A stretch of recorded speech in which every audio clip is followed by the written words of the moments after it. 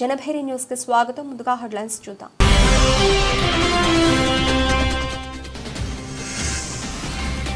మంగళగిరిలో Ratan Tata innovation hub ప్రారంభోత్సవంలో పాల్గొన్న Tata Sons chairman Chandrasekhar.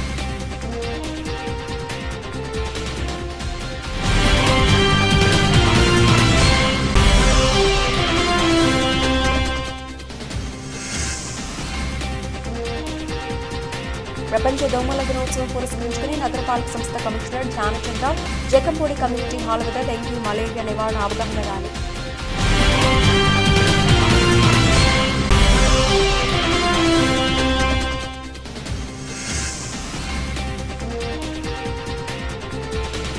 కృష్ణానదికి వరద ఉధృతి, మొదటి ప్రమాద హెచ్చరిక జారీ చేసినట్లు వెల్లడి.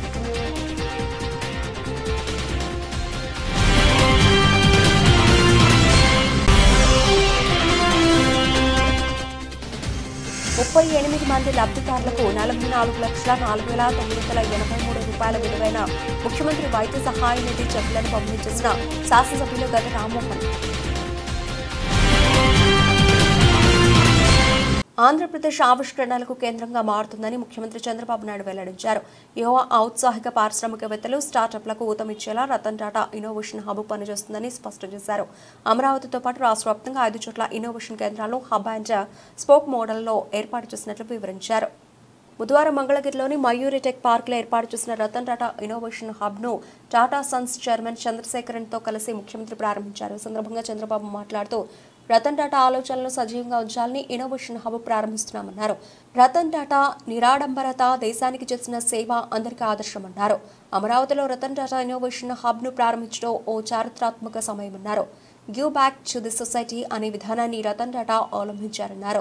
రతన్ టాటా ఆలోచనల్ని భవిష్యత్ తరానికి అందించాలన్న లక్ష్యంతోనే ఇన్నోవేషన్ హబ్లను ప్రారంభించామన్నారు. విజయవాడ, విశాఖ, తిరుపతి, అనంతపురంలోనూ దీనికి అనుబంధంగా కేంద్రాలు పనిచేస్తాయని వెల్లడించారు. ఏపీలోని 175 నియోజకవర్గాల్లో ఇన్నోవేషన్ కేంద్రాలు ఉండాలని నిర్ణయించామని, యువతకు ఉన్న వినూత్న ఆలోచనల్ని క్రోడీకరించి ప్రోత్సహించేలా ఈ ఇన్నోవేషన్ హబ్ పనిచేస్తుందన్నారు. Tata group Shri N Chandrashekhar గారు, honourable chairman Bharat Forge Shri Baba Kalyan గారు, honourable minister of HRD, IT, electronics and communications and RTG Lokesh గారు, honourable minister for civil supplies, food and consumer affairs government of Andhra Pradesh Shri Manohar గారు, honourable minister for industries Shri Bharat గారు, honourable secretary Bhaskar గారు, honourable secretary for industries Yuvraj గారు, and also respected industrialists who are all in the audience. Jaydev Galla, Chairman Amar Raja Group, Ravi Arora, Board Chairman RTIH, Anil, Founder CMD Greenco, and also representatives and group heads of L&T, SGK Kishore, ED GMR, Sudhakar Chaudhary, CMD Mohan Spintex, Robin Bhomik, CEO Adani Skills and Education, Kap Dong Lee, Chief Administrative Officer, Kia Group, Alluri Indra Kumar, CMD Avanti Feeds, Srimati. మహిళలకు ఉచిత bus ప్రయాణం అమలు చేసి CM Chandrababu Naidu మాట నిలబెట్టుకున్నారని, నేటికి 65 లక్షల మంది మహిళలు ఉచితంగా ప్రయాణం చేశారని, అందుకు గాను 25 కోట్ల రూపాయలు ఖర్చయిందని రవాణా శాఖ మంత్రి రాంప్రసాద్ రెడ్డి చెప్పారు. ఈ ఉచిత బస్సు ప్రయాణం వల్ల ఆర్టీసీ మరింత బలోపేతం కావడం ఖాయమని పేర్కొన్నారు.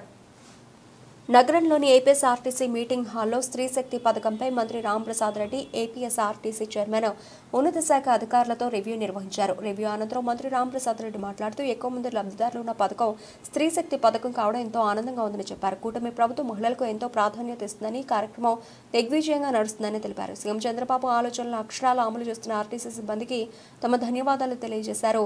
ఈ పథకం ప్రారంభం నాటి నుంచి ఇప్పటి వరకు మహిళలకు ఇబ్బందులు కలగకుండా చర్యలు చేపట్టామన్నారు. ఆర్టీసీకి త్వరలో ఎలక్ట్రిక్ బస్సులు వస్తున్నాయని, ఆర్టీసీ ఆస్తుల పరిరక్షణతో పాటు ఉద్యోగ భద్రతపై ప్రత్యేక దృష్టి సారించామని చెప్పారు. ఖాళీగా ఉన్న పోస్టులను త్వరలో భర్తీ చేస్తామని పేర్కొన్నారు. సార్, ఇప్పుడే మా ఎండీ గారు కూడా జస్ట్ మా జనరల్ బాడీ మీటింగ్ జరిగినప్పుడు కూడా ఇంటర్ స్టేట్ బార్డర్ స్టేట్స్లో ఉండే కుప్పం దగ్గర నుంచి మాకు కర్ణాటక, తమిళనాడు, అలాగే ఈ పక్కల తెలంగాణతో బార్డర్లు ఉండేది కొన్ని ఇష్యూస్ ఉన్నాయి. అవి కూడా ఒక విత్ ఇన్ 5-6 డేస్ ఆ 10 డేస్ రిజాల్వ్ చేసుకుంటాం.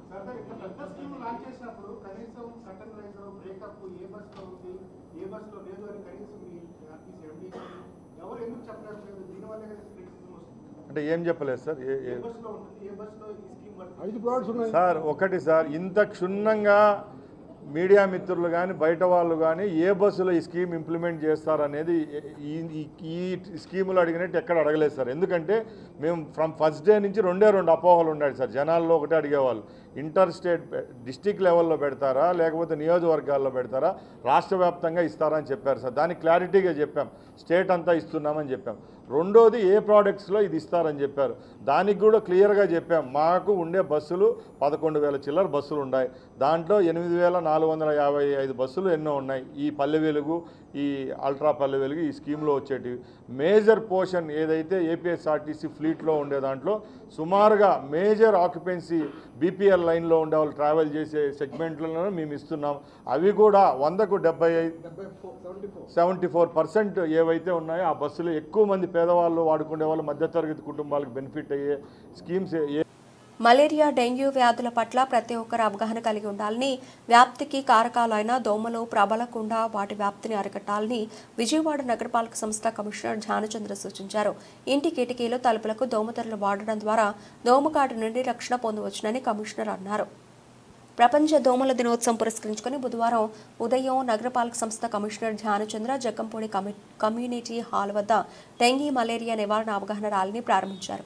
ఇంటి లోపల, పరిసర ప్రాంతాల్లో, నీటి నిల్వలు ఉన్న ప్రాంతాల్లో లార్వా గుర్తింపు నిర్వహించి వ్యాధుల సంక్రమణపై అవగాహన కల్పించారు. మలేరియా, డెంగ్యూ వ్యాధులకు కారకాలైన దోమల నివారణపై ప్రతి ఒక్కరికి అవగాహన కల్పించే కరపత్రాలు ఇంటింటికి పంపిణీ చేశారు. ఈ సందర్భంగా స్థానికులతో మాట్లాడుతూ మలేరియా, డెంగ్యూ వ్యాధుల పట్ల ప్రతి ఒక్కరు అవగాహన కలిగి ఉండాలని, వ్యాప్తికి కారకాలైన దోమలు ప్రబలకుండా వాటి వ్యాప్తిని అరికట్టాలన్నారు. మన ఇంటి పరిసరాల్లో నీటి నిల్వ లేకుండా జాగ్రత్త వహించాలన్నారు. అందరికీ నమస్కారం. ఈరోజు ఆగస్ట్ 28 వరల్డ్ మస్కిటో డే. దీన్ని సంబంధించి సెలబ్రేషన్ మనం ఇక్కడ జక్కంపూడిలో చేస్తున్నాము. సెలబ్రేషన్ అంటే ఇది పాజిటివ్ సెలబ్రేషన్ కాదు, అవేర్నెస్ క్యాంపెయిన్ అని మనం అనుకోవచ్చు. 1897లో రొనాల్డ్ రోస్ అని ఒక సైంటిస్ట్ ఈ మస్కిటో లోపల ఉన్న పారాసైట్ని కనపడడం జరిగింది ఈరోజు. కాబట్టి వరల్డ్ మస్కిటో డే అని ఈరోజు ఎంటైర్ ఇంటర్నేషనల్లీ కూడా దీన్ని గుర్తు తెచ్చుకోవడం జరుగుతూ ఉంది. ఆయనకి 1902లో కూడా ఫస్ట్ మెడిసిన్లో నోబెల్ ప్రైజ్ కూడా రావడం జరిగింది. సో మీరందరికీ తెలుసు, విజయవాడ మున్సిపల్ కార్పొరేషన్లో ప్రత్యేకంగా ఈ యాంటీ మలేరియల్ యాక్టివిటీస్ మనం రోజు చేస్తుంటాము. అలాగే ఇది కాకుండా ముఖ్యంగా ఈ జక్కంపూడి ఏరియాలో ఈరోజు కలెక్టర్ గారు ఆదేశం వరకు డిఎంహెచ్ఓ గారు, మన సిఎంఓహెచ్ గారు, అందరూ డాక్టర్స్తో పాటు పబ్లిక్ అవేర్నెస్ క్యాంపెయిన్ పెట్టుకున్నాము. మీరందరికీ తెలిసినట్లు ప్రతి ఫ్రైడే మనము డ్రై డే పాటిస్తున్నాము. ఎందుకంటే మనకి ఒక వాటర్ కలెక్షన్ అయిన తర్వాత మోర్ దెన్ 10 days 7 days పెట్టుకుంటే దాంట్లో లార్వా డెవలప్ అవుతుంది. కాబట్టి ఎవ్రీ ఫ్రైడే మార్నింగ్ ఇంటింటికి వెళ్ళి అవేర్నెస్ క్యాంపెయిన్ చేస్తూ అక్కడ దాకా అక్యుములేట్ చేసిన వాటర్లో ఏమైనా రాలో ఉంటే అన్నీ బోల్తా చేయడం కూడా జరుగుతుంది. అలాగే ఇల్లు పైన ఉన్న ఓపెన్ ట్యాంక్స్, అలాగే సెప్టిక్ ట్యాంక్ నుంచి వచ్చే ఓపెన్ పైప్స్ అవన్నీ కూడా క్లోజ్ చేస్తూ లోపల అవన్నీ మస్కిటోస్ చనిపోవడం జరుగుతుంది. కాబట్టి ఆ యాక్టివిటీ ప్రతివారం చేస్తున్నాము. ఈరోజు మళ్ళీ మనం అందరూ ఒక రిజల్యూషన్ పాస్ చేసుకోవాలి. ఏమనంటే మస్కిటో చిన్నగా ఉన్నా కూడా చాలా పెద్దగా ప్రమాదంగా మారొచ్చు. కాబట్టి మనం దానిపైన అవగాహన పెట్టుకుంటూ మన పరిసరాలని పరిశుద్ధంగా పెట్టుకుంటూ మనం మస్కిటోని ఎవ్రీ ఫ్రైడే ఎక్కడ కూడా వాటర్ స్టాగ్నేషన్ లేకుండా మన పిల్లల్ని కూడా ప్రొటెక్ట్ చేసుకుంటూ ముందెళ్ళాల్సిన అవసరం ఉంది. దయచేసి అందరూ అర్థం చేసుకుని కోఆపరేట్ చేయాలి. ప్రభుత్వం నుంచి కూడా అధికారులకి, అక్కడ ఉన్న పబ్లిక్ కూడా అవేర్నెస్ క్యాంపెయిన్ చేస్తూ ముందెళ్తే ఖచ్చితంగా మలేరియా కేసెస్, డెంగ్యూ కేసెస్ రాకుండా చూసుకోవడానికి సహకారం వచ్చినట్టు అవుతుంది. ధన్యవాదాలండి. వర్షం వచ్చినప్పుడు నాట్ ఓన్లీ ఇక్కడ అండి, అన్ని చోట్ల కూడా చోకింగ్ పాయింట్స్ ఎక్కడ ఉంటాయి కాబట్టి మోర్ దెన్ 100 mm వర్షం వస్తే కొన్ని పాయింట్స్లో వాటర్ మునిగిపోతుంది. పక్కనే బుడమేరు ఉంది, మీకు తెలుసు బుడమేరు ఉంది కాబట్టి ఎక్కడైనా వాటర్ పెరిగిపోతే కూడా వస్తుంది. కానీ టీమ్ని అలర్ట్గా పెట్టడం జరిగింది. కార్పొరేషన్ పరిధిలో ముఖ్యంగా 43 పాయింట్స్లో మాన్సూన్ రెస్పాన్స్ టీము, అది కాకుండా మీరు వెళ్ళి కృష్ణా బెల్ట్లో చూస్తే, బుడమేరు బెల్ట్లో చూస్తే మధ్యకట్టలో కూడా భారీ ఎత్తున పంపులు కూడా పెట్టుకున్నాము, చాలా వెహికల్స్ ఎంగేజ్ చేశాము. అండ్ నిన్న అయితే మనకి SDRF టీమ్స్ కూడా ట్రయల్ రన్ కూడా చేయడం జరిగింది. సో వర్షం వచ్చినప్పుడు మనం వర్షం అయితే ఆపలేము, కానీ మన కలెక్టర్ గారైనా పైనుంచి మినిస్టర్ గారైనా ఒకటే చెప్తారు, రియాక్షన్ మా చేతిలో ఉంటుంది కాబట్టి ఆ రెస్పాన్స్ రియాక్షన్ పైన ఫోకస్ చేస్తూ లాస్ట్ 1 yearలో మీరు అందరూ చూశారు, బుడమేరు అంత భారీగా వచ్చినా కూడా, ఫ్లడ్ వచ్చినా కూడా ఒక్క పాండమిక్, ఒక్క డిసీజ్ కూడా బ్రేక్అవుట్ అవ్వకుండా మన sanitation workers, health workers work చేశారంటే నిజంగా దాని గర్వంగా ఉంది. ఈ సంవత్సరం కూడా మనం రెడీగా ఉన్నాము. వాటర్ వస్తే ఇమీడియట్లీ దాన్ని బయట తీయడానికి కూడా పబ్లిక్ సపోర్ట్తో కూడా క్లియర్ చేయడం జరుగుతుంది. We are ready. Thank you. వర్షాల నేపథ్యంలో కృష్ణానది ఉగ్రరూపం దాల్చింది. నదులకు వరద ప్రవాహం పెరుగుతున్నట్లు ఏపీ విపత్తుల నిర్వహణ సంస్థ MD ప్రఖర్ జైన్ తెలిపారు. ప్రకాశం బ్యారేజీ వద్ద భారీగా వరద ప్రవాహం కొనసాగుతున్నట్లు పేర్కొన్నారు. భారీ వర్షాల నేపథ్యంలో నదులకు వరద ఉధృతి తీవ్రంగా కొనసాగుతోంది. కృష్ణా, గోదావరి నదులు ఉగ్రరూపం దాల్చాయి. నదులకు వరద ప్రవాహం పెరుగుతున్నట్లు ఏపీ విపత్తుల నిర్వహణ సంస్థ MD ప్రఖర్ జైన్ తెలిపారు. ప్రకాశం బ్యారేజీ వద్ద భారీగా వరద ప్రవాహం కొనసాగుతున్నట్లు పేర్కొన్నారు. ఈ మేరకు మొదటి ప్రమాద హెచ్చరిక జారీ చేసినట్లు వెల్లడించారు. ప్రస్తుత ఇన్ఫ్లో, అవుట్ఫ్లో 4.92 లక్షల క్యూసెక్కులుగా కృష్ణానది ప్రవహిస్తోందని చెప్పుకొచ్చారు. భద్రాచలం వద్ద నీటి మట్టం 42.2 అడుగులుగా ఉందన్నారు. ధవళేశ్వరంలో కాటన్ బ్యారేజీ వద్ద ఇన్ఫ్లో, అవుట్ఫ్లో 7.38 లక్షల క్యూసెక్లుగా కొనసాగుతున్నట్లు వివరించారు. దీంతో జిల్లా అధికార యంత్రాంగం అప్రమత్తం అయినట్లు తెలియజేశారు. సహాయక చర్యల కోసం ప్రభుత్వం 16 కోట్ల రూపాయలు మంజూరు చేసిందని చెప్పారు. SDRF బృందాలు రక్షణ చర్యలు చేపడుతున్నాయని పేర్కొన్నారు. వరద ఉధృతి మేరకు లంక గ్రామాల ప్రజలు అప్రమత్తంగా ఉండాలని, వాగులు, కాలువలు దాటే ప్రయత్నం చేయరాదని MD ప్రఖర్ జైన్ సూచిస్తున్నారు.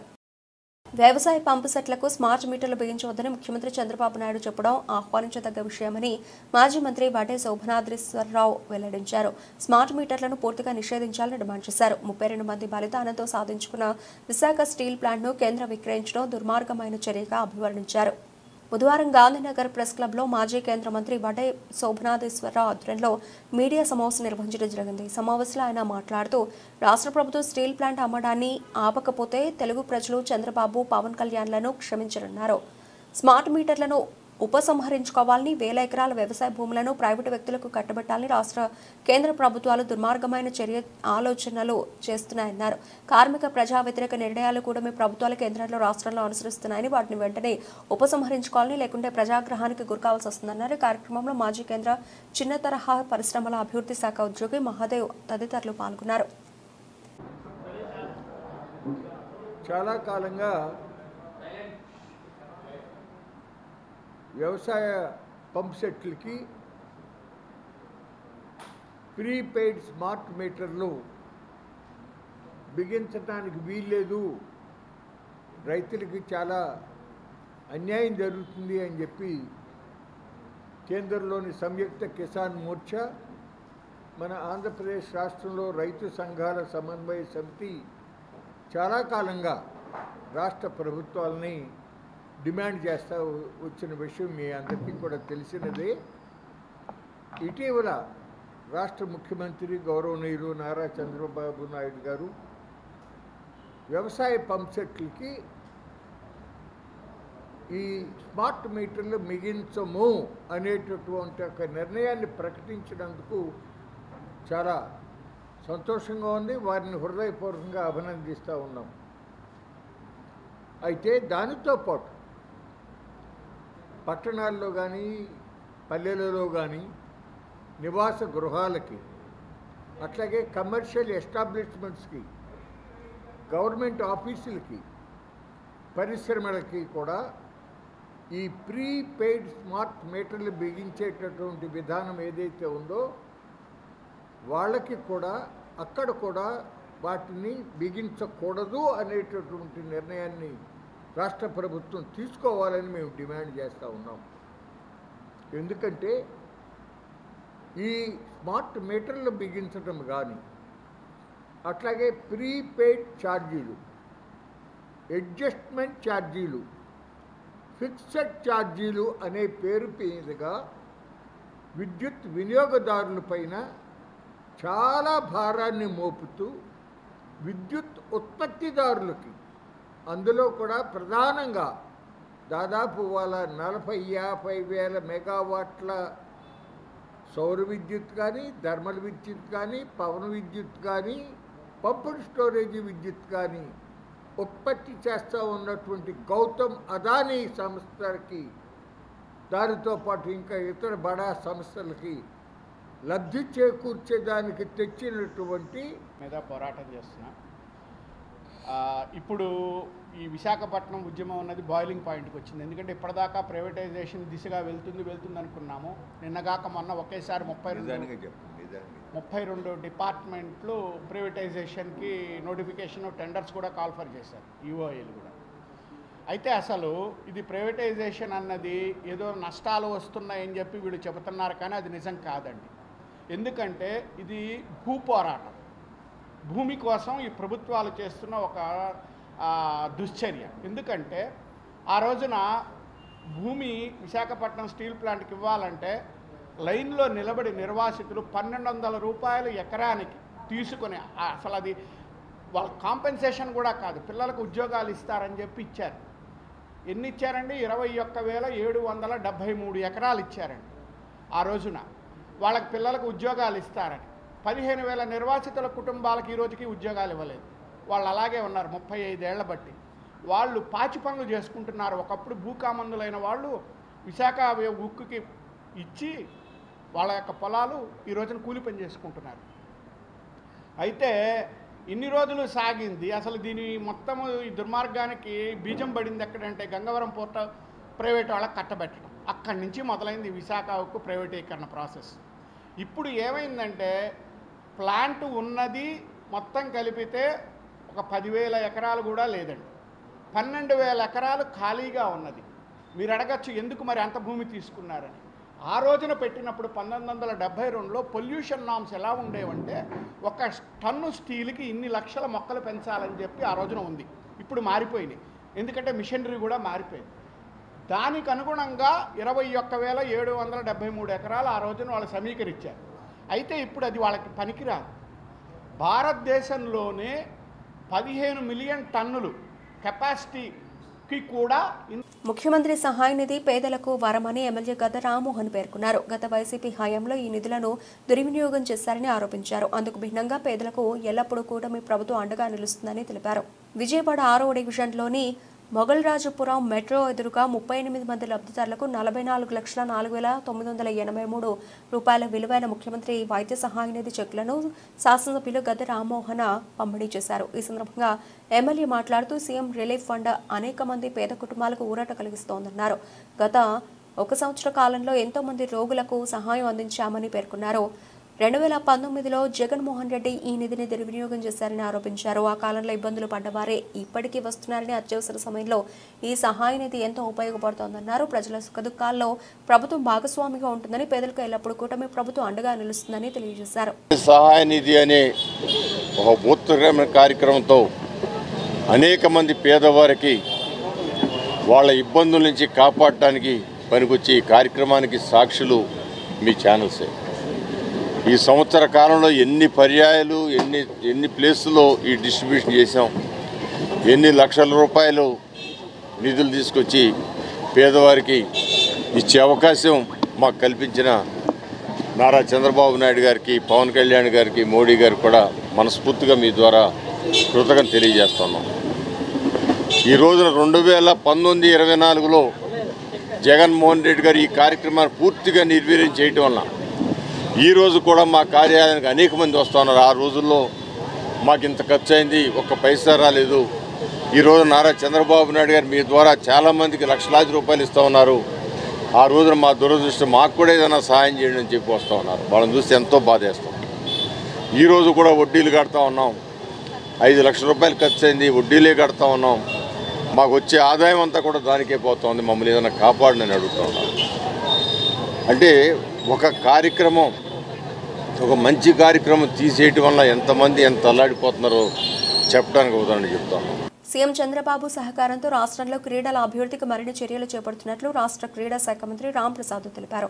విద్యార్థులు చదువులతో పాటు క్రీడల్లో కూడా రాణించాల్సిన అవసరం ఎంతైనా ఉందని, క్రీడల ద్వారా ఉపాధి అవకాశాలు మెండుగా ఉన్నాయని ఆయన తెలియజేశారు. పటమట ఇండోర్ స్టేడియంలో యువ ఆంధ్ర కబడ్డీ ఛాంపియన్షిప్ పోటీలు రసవత్తరంగా కొనసాగుతున్నాయి. ఇందులో భాగంగా రాష్ట్ర క్రీడా శాఖ మంత్రి రాంప్రసాద్ ఈ పోటీలకు ముఖ్య అతిథిగా విచ్చేసి భీమవరం బుల్డోజర్స్ తిరుపతి కింగ్స్ మధ్య జరుగుతూ ఉన్న మ్యాచ్ను లాంఛనంగా ప్రారంభించారు. అనంతరం క్రీడాకారులను పరిచయం చేసుకుని మ్యాచ్ను తిలకించారు. సందర్భంగా మంత్రి రాంప్రసాద్ మాట్లాడుతూ ఆంధ్ర కబడ్డీ అసోసియేషన్ ప్రతిష్టాత్మకంగా యువ ఆంధ్ర కబడ్డీ ఛాంపియన్షిప్ పోటీలను నిర్వహించడం అభినందనీయమన్నారు. గ్రామీణ ప్రాంతాల్లో ఉన్న యువకులను ప్రోత్సహించాలనే ఉద్దేశంతో కబడ్డీ పోటీలు నిర్వహించడం శుభపరిణామమని తెలిపారు. రాష్ట్రంలో సీఎం చంద్రబాబు క్రీడారంగ అభివృద్ధికి పెద్దపీట వేస్తున్నారని చెప్పారు. ఆంధ్ర క్రికెట్ అసోసియేషన్ తరఫున ఎంపీ కేశినేని చిన్ని ఆధ్వర్యంలో APL పోటీలు కూడా జరుగుతున్నాయని, త్వరలో ఏషియన్ గేమ్స్ కూడా నిర్వహించనున్నట్లు తెలియజేశారు.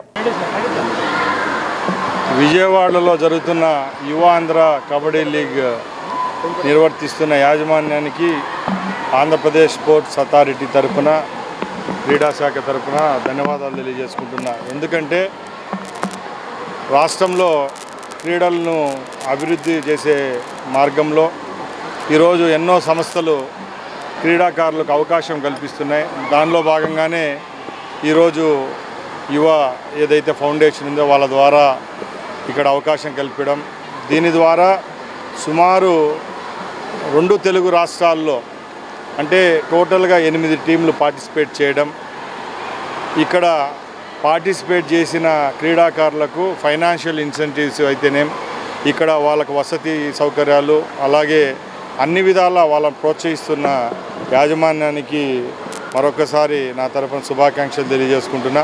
ముఖ్య క్రీడాకారులకు నేను ఒకటే చెప్తున్నా, చదివే కాదు క్రీడలపై మమకారంతో ఎవరైతే ముందుకెళ్తారో వాళ్ళ భవిష్యత్తు కూడా బాగుంటుంది. ఈరోజు రాష్ట్ర ప్రభుత్వం కానీ కేంద్ర ప్రభుత్వం కానీ క్రీడల కోటాను పెంచడం ద్వారా ఉద్యోగ అవకాశాల్లో మెరుగైన అవకాశాలు వస్తున్నాయి.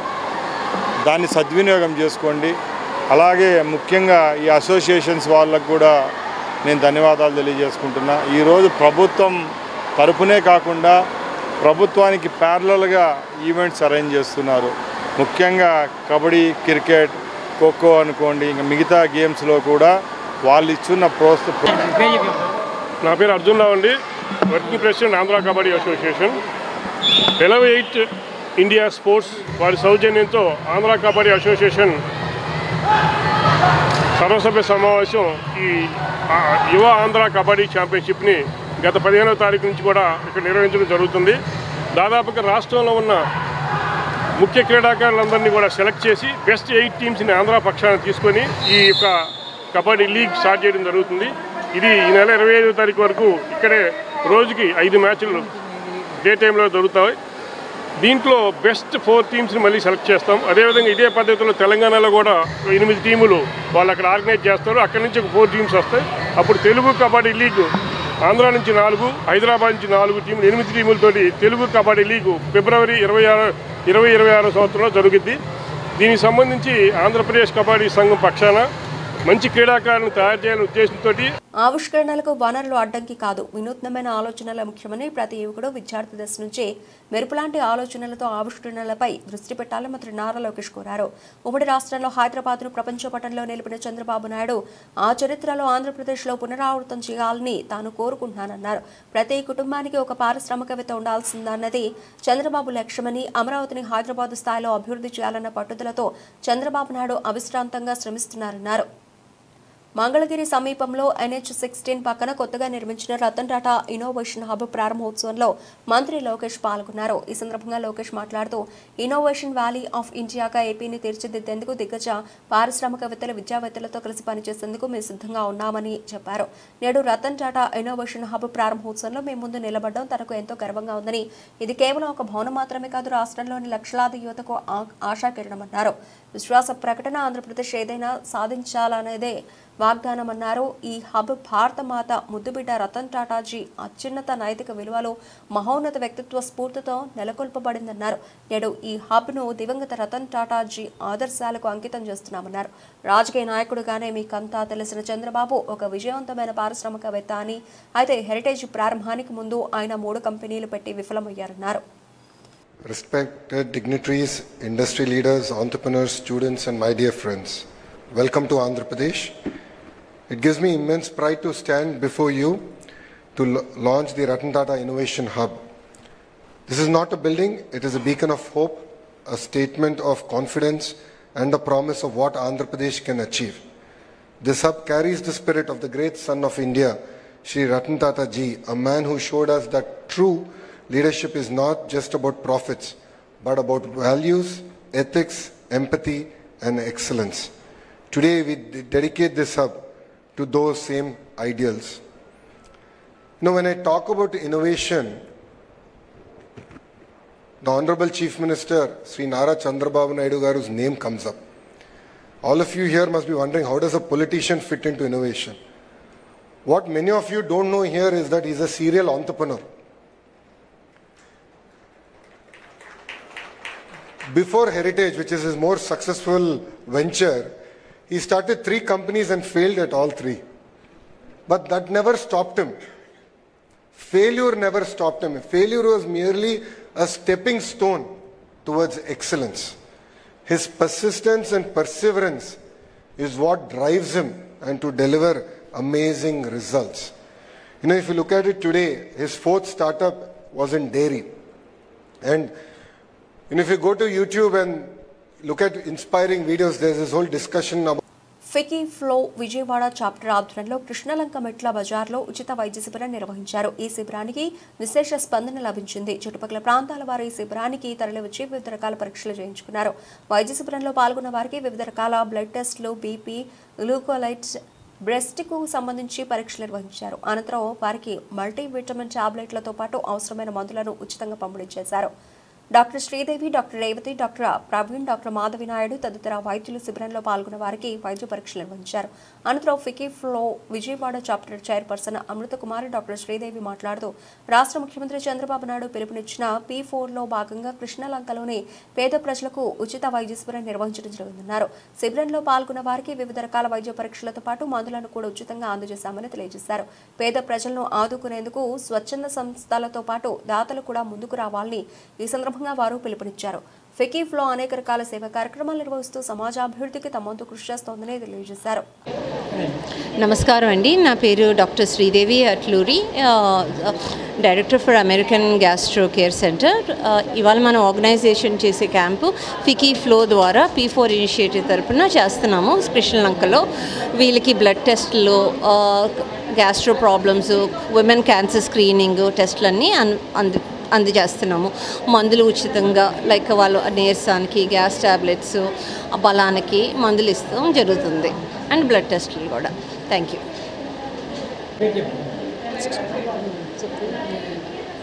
నమస్కారం అండి, మేము ఫికీ ఫ్లో విజయవాడ నుంచి డాక్టర్ శ్రీదేవి అట్లూరితో ఇక్కడ కృష్ణలంక మెట్ల బజార్లో మెడికల్ క్యాంప్ పెట్టామండి.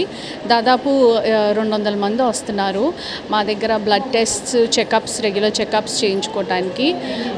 ఇక్కడ మేము ఆల్రెడీ 30 డేస్కి కావాల్సిన మందులు, మల్టీవైట్స్ కూడా ఇస్తున్నాము. అలానే కొంచెం ఆర్థరైటిస్ ప్రాబ్లమ్స్, ఆ ప్రాబ్లమ్స్ ఉన్న వాళ్ళని కూడా చెకప్ చేసి వాళ్ళకి కన్సల్టేషన్ ఇస్తున్నాము. ఇది వాళ్ళకే, కానీ తర్వాత కూడా మేము చాలా ఇంకా క్యాంప్స్ పెడతాము, ఇంక్లూడింగ్ ఐ క్యాంప్స్.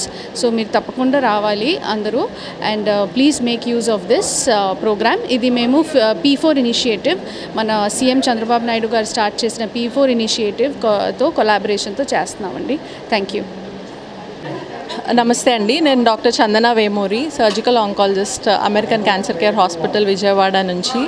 ఈరోజు 20th ఆగస్ట్న కృష్ణలంకలో సచివాలయం దగ్గర FICCI female leaders organisation P4 initiative తరపున free female medical camp conduct చేస్తున్నాము. ఈరోజు శ్రీదేవి గారు సర్జికల్ గ్యాస్ట్రోఎంట్రాలజిస్ట్ అండ్ నేను బ్రెస్ట్ ఎగ్జామినేషన్స్ చేస్తున్నాను.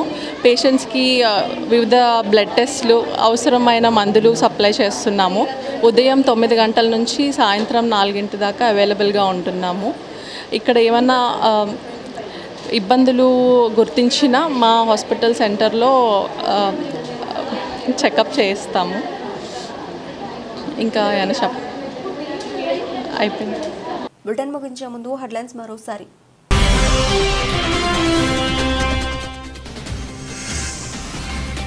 మంగళగిరిలో రతన్ టాటా ఇన్నోవేషన్ హబ్ ప్రారంభోత్సవంలో పాల్గొన్న టాటా సన్స్ చైర్మన్ చంద్రశేఖర్.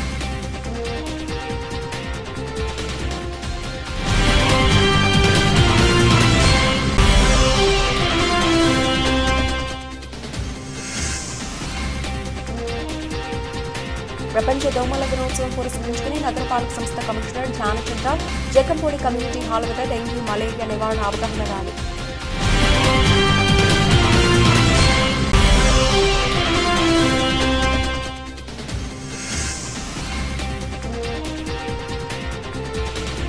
కృష్ణానదికి వరద ఉధృతి, మొదటి ప్రమాద హెచ్చరిక జారీ చేసినట్లు వెల్లడి.